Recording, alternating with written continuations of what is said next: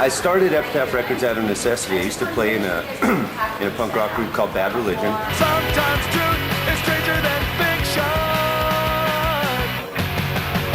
It was part of the LA hardcore culture that came up in the early 80s for punk bands to do it yourself and do their own records.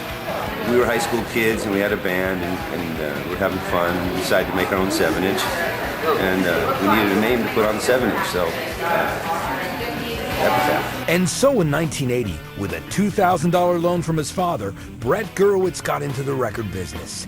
Epitaph has gone on to sign bands such as The Offspring, Pennywise, NoFX, Bouncing Souls, Descendants, Dwarves, and H2O, to name a few. And in 1993, Epitaph signed what would become one of its biggest selling bands, Rancid, led by Gurewitz's old friend, Tim Armstrong.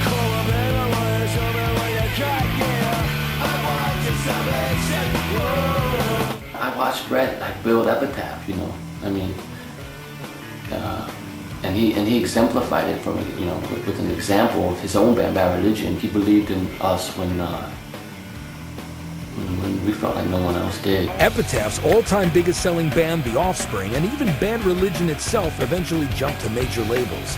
Gurewitz left Bad Religion to run Epitaph, and Rancid refused offer after offer from major labels to stay there. Why did Rancid stay on Epitaph? I don't trust too many people in the music industry, but I trust Brett Gurewitz, you know.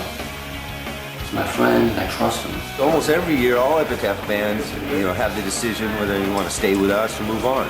And over the years, you know, my experience is bands choose to stay with us, and it always makes me feel good because I know they're choosing to stay with us because they want to, not because they have to. In 1997, Gurewitz convinced Armstrong to start Hellcat, a sister label specializing in ska and punk, distributed by Epitaph.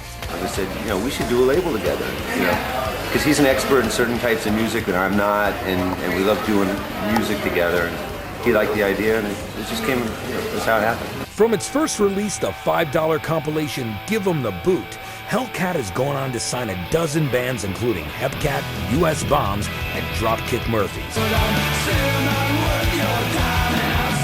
Meanwhile, Epitaph remains home to 20 acts, including its latest and most prestigious signing, Tom Waits. We're successful because our bands. It's the only reason we're doing so well. A label doesn't sell a record, the music sells a record.